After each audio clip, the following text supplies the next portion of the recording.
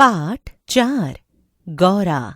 गौरा मेरी बहन के घर पली हुई गाय की वयः संधि तक पहुंची हुई बछिया थी। उसे इतने स्नेह और दुलार से पाला गया था कि वह अन्य गोवत्साओं से कुछ विशिष्ट हो गई थी। बहन ने एक दिन कहा, तुम इतने पशु पक्षी पाला करती हो, एक गाय क्यों नहीं पाल लेती जिसका कुछ उपयोग हो। वास्तव में मेरी छोटी बहन श्यामा अपनी लौकिक बुद्धि में मुझसे बहुत बड़ी है और बचपन से उनकी कर्मनिष्ठा तथा व्यवहार कुशलता की बहुत प्रशंसा होती रही है। विशेषतः मेरी तुलना में यदि वे आत्मविश्वास के साथ कुछ कहती हैं तो उनका विचार संक्रामक रोग के समान सुनने वाले को तत्काल प्रभावित करता है। आश्चर्य नहीं यदि उस दिन उनके उपयोगितावाद संबंधी भाषण ने मुझे इतना अधिक प्रभावित किया कि तत्काल उस सुझाव का कार्यान्वयन आवश्यक हो गया। वैसे खाद्य की किसी समस्या के समाधान के लिए पशु पक्षी पालना मुझे कभी नहीं रुचा। बकरी, कुक्कुट, मछली आदि पालने के मूल उद्देश्य का ध्यान आते ही मेरा मन विद्रोह करने लगता है। पर उस दिन मैंने ध्यानपूर्वक गौरा को देखा। पुष्ट, लचीले पैर, भरे हुए पुट्ठे, चिकनी भरी हुई पीठ, लंबी सुडौल गर्दन, निकलते हुए छोटे छोटे सींग, भीतर की लालिमा की झलक देते हुए कमल की 2 अध खुली पंखुड़ियों जैसे कान, लंबी और अंतिम छोर पर काले सघन चामर का स्मरण दिलाने वाली पूंछ, सब कुछ सांचे में ढला हुआ सा था। गाय को मानो इटालियन मार्बल में तराश कर उस पर ओप दी गई हो। स्वस्थ पशु के रोमों की सफेदी में एक विशेष चमक होती है। गौरा की उज्ज्वलता देखकर ऐसा लगा मानो उसके रोमों पर अभ्रक का चूर्ण मल दिया गया हो, जिसके कारण जिधर आलोक पड़ता था उधर विशेष चमक उत्पन्न हो जाती थी। गौरा को देखते ही मेरी उसे पालने के संबंध की दुविधा निश्चय में बदल गई। गाय जब मेरे बंगले पर पहुंची तब मेरे परिचितों और परिचारकों में श्रद्धा का ज्वार सा उमड़ आया। उसे लाल सफेद गुलाबों की माला पहनाई गई, केशर रोली का बड़ा सा टीका लगाया गया, घी का चौमुख दिया जलाकर आरती उतारी गई और उसे दही पेड़ा खिलाया गया। उसका नामकरण हुआ गौरांगिनी या गौरा। पता नहीं इस पूजा अर्चना का उस पर क्या प्रभाव पड़ा, परंतु वह बहुत प्रसन्न जान पड़ी। उसकी बड़ी चमकीली और काली आंखों में जब आरती के दिए की लौ प्रतिफलित होकर झिलमिलाने लगी तब कई दियों का भ्रम होने लगा। चांद पड़ा जैसे रात में काली दिखने वाली लहर पर किसी ने कई दिए प्रवाहित कर दिए हों। गौरा वास्तव में बहुत प्रिय दर्शन थी। विशेषतः उसकी काली बिल्लौरी आंखों का तरल सौंदर्य तो दृष्टि को बांध कर स्थिर कर देता था। चौड़े उज्ज्वल माथे और लंबे तथा सांचे में ढले हुए से मुख पर आंखें बर्फ में नीले जल के कुंडों के समान लगती थीं। उनमें एक अनोखा विश्वास का भाव रहता था।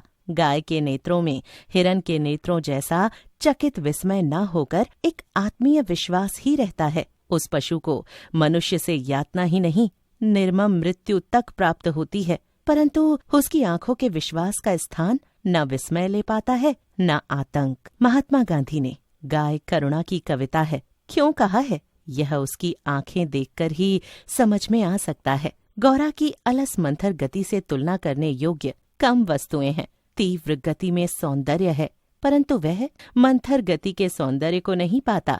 बाण की तीव्र गति क्षण भर के लिए दृष्टि में चकाचौंध उत्पन्न कर सकती है, परंतु मंद समीर से फूल का अपने वृंत पर हौले हौले हिलना दृष्टि का उत्सव है।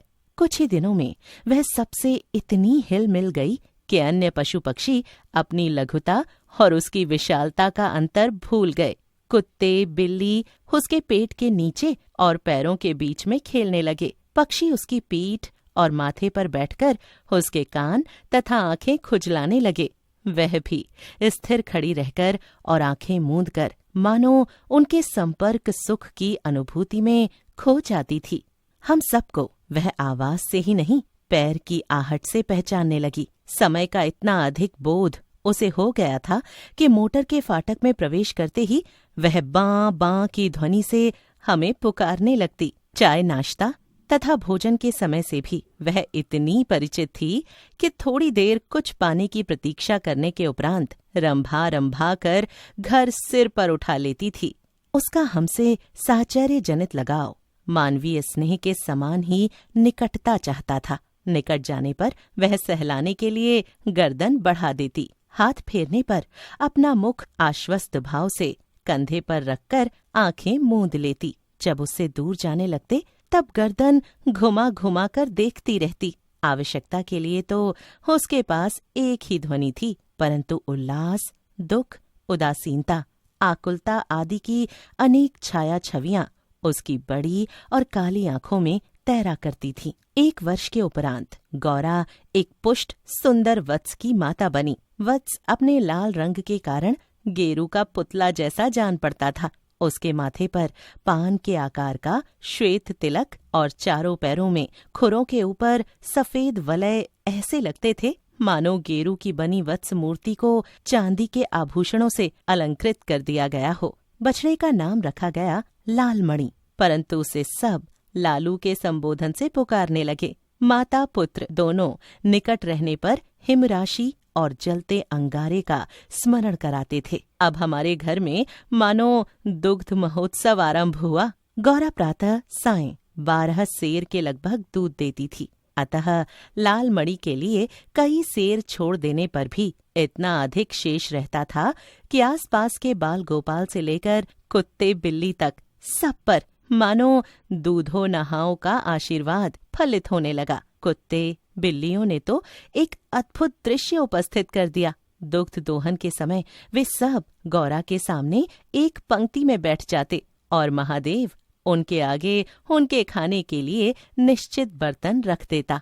किसी विशेष आयोजन पर आमंत्रित अतिथियों के समान वे परम शिष्टता का परिचय देते हुए प्रतीक्षा करते रहते। फिर नाप नाप कर सबके पात्रों में दूध डाल दिया जाता, जिसे पीने के उपरांत वे एक बार फिर अपने अपने स्वर में कृतज्ञता ज्ञापन सा करते हुए गौरा के चारों ओर उछलने जब तक वे सब चले न जाते, गौरा प्रसन्न दृष्टि से उन्हें देखती रहती। जिस दिन उनके आने में विलंब होता, वह रंभा रंभा कर मानो उन्हें पुकारने लगती।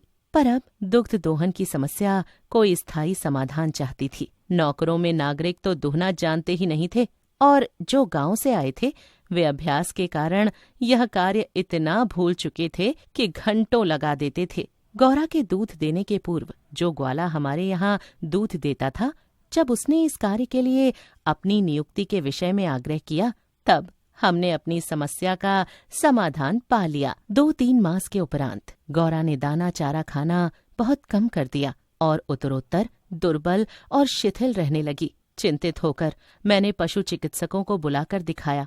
वे कई दिनों तक अनेक प्रकार निरीक्षण, परीक्षण, एक्सरे आदि द्वारा रोग का निदान खोजते रहे। अंत में उन्होंने निर्णय दिया कि गाय को सुई खिला दी गई है, जो उसके रक्त संचार के साथ हृदय तक पहुंच गई है। जब सुई गाय के हृदय के पार हो जाएगी, तब रक्त संचार रुकने से उसकी मृत्यु निश्चित है। मुझे कष्ट और आश्चर्य दोनों की अनुभूति हुई। सुई खिलाने का क्या तात्पर्य हो सकता है? दाना चारा तो हम स्वयं देखभाल कर देते हैं, परंतु संभव है उसी में सुई चली गई हो। पर डॉक्टर के उत्तर से ज्ञात हुआ कि दाने चारे के साथ गई सुई गाय के मुख में ही छिद्र कर रह जाती है। गुड़ की बड़ी डली के भीतर रखी सुई ही गले के नीचे उतर जाती है और अंततः रक्त संचार में मिलकर हृदय में पहुंच सकती है। अंत में एक ऐसा निर्मम सत्य उद्घाटित हुआ जिसकी कल्पना भी मेरे लिए संभव नहीं थी। प्रायः कुछ ग्वाले ऐसे घरों में जहां उनसे अधिक दूध लिया जाता है, गाय का आना सह नहीं पाते। अवसर मिलते ही वे गुड़ में लपेटकर सुई उसे खिलाकर उसकी असमय मृत्यु निश्चित कर देते हैं। गाय के मर जाने पर उन घरों में वे पुनः दूध देने लगते हैं। सुई की बात ज्ञात होते ही ग्वाला एक प्रकार से अंतर्धान हो गया, अतः संदेह का विश्वास में बदल जाना स्वाभाविक था। वैसे उसकी उपस्थिति में भी किसी कानूनी कार्यवाही के लिए आवश्यक प्रमाण जुटाना असंभव था। तब गौरा का मृत्यु से संघर्ष आरंभ हुआ, जिसकी स्मृति मात्र से आज भी मन सिहर उठता है। डॉक्टरों ने कहा कि गाय को सेब का रस पिलाया जावे तो सुई पर कैल्शियम जम जाने और उसके ना चुभने की संभावना है। अतः नित्य कई सेर सेबों का रस निकाला जाता और नली से गौरा को पिलाया जाता। शक्ति के लिए इंजेक्शन दिए जाते, पशुओं के इंजेक्शन के लिए सुए के समान बहुत लंबी मोटी सिरिंज तथा बड़ी बोतल भर दवा की आवश्यकता होती है। अतः वह इंजेक्शन भी अपने आप में शल्य क्रिया जैसा यातनामय हो जाता था।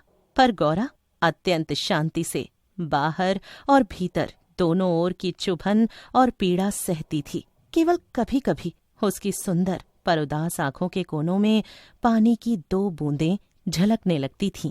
अब वह उठ नहीं पाती थी, परंतु मेरे पास पहुंचते ही उसकी आंखों में प्रसन्नता की छाया सी तैरने लगती थी। पास जाकर बैठने पर वह मेरे कंधे पर अपना मुख रख देती थी और अपनी खुरदरी जीभ से मेरी गर्दन चाटने लगती थी। लालमणि बेचारे को तो माँ की व्याधि और आसन्न मृत्यु का बोध नहीं था। उसे दूसरी गाय का दूध पिलाया जाता था जो उसे रुचता नहीं था। वह तो माँ का दूध पीना और उससे खेलना चाहता था। अतः अवसर मिलते ही वह गौरा के पास पहुंचकर और अपना सिर मार मार कर उसे उठाना चाहता था या खेलने के लिए उसके चारों ओर उछल कूद कर परिक्रमा सी देता रहता। मैंने बहुत से जीव जंतु पाल रखे हैं, अतः उनमें से कुछ को समय असमय विदा देनी ही पड़ती है, परंतु ऐसी मर्म व्यथा का मुझे स्मरण नहीं है। इतनी रिष्ट पुष्ट सुंदर दूध सी उज्ज्वल पयस्विनी गाय अपने इतने सुंदर चंचल वत्स को छोड़कर किसी भी क्षण निर्जीव और निश्चेष्ट हो जाएगी, यह सोचकर ही आंसू आ जाते थे। लखनऊ, कानपुर आदि नगरों से भी पशु विशेषज्ञों को बुलाया। स्थानीय पशु चिकित्सक तो दिन में 2-3 बार आते रहे, परंतु किसी ने ऐसा उपचार नहीं बताया जिससे आशा की कोई किरण मिलती। निरुपाय मृत्यु की प्रतीक्षा का मर्म वही जानता है जिसे किसी असाध्य और मरणासन्न रोगी के पास बैठना पड़ा हो। जब गौरा की सुंदर चमकीली आंखें निष्प्रभ हो चलीं और सेब का रस भी कंठ में रुकने लगा, तब मैंने अंत का अनुमान लगा लिया। अब मेरी एक ही इच्छा थी कि मैं उसके अंत समय उपस्थित रह सकूं। दिन में ही नहीं, रात में भी कई बार उठकर मैं उसे देखने जाती रही। अंत में एक दिन ब्रह्म मुहूर्त में 4 बजे जब मैं गौरा को देखने गई, तब जैसे ही उसने अपना मुख सदा के समान मेरे कंधे पर रखा, वैसे ही वह एकदम पत्थर जैसा भारी हो गया और मेरी बाह पर से सरककर धरती पर आ गया। कदाचित सुई ने हृदय को बेध कर बंद कर दिया था। अपने पालित जीव जंतुओं के पार्थिव अवशेष को गंगा में समर्पित करती रही हूँ। गौरांगिनी को ले जाते समय मानो करुणा का समुद्र उमड़ पड़ा, परंतु लालमणि इसे भी खेल समझकर उछलता कूदता रहा। यदि दीर्घ निश्वास का शब्दों में अनुवाद हो सके तो उसकी प्रतिध्वनि कहेगी, आह मेरा गौ पालक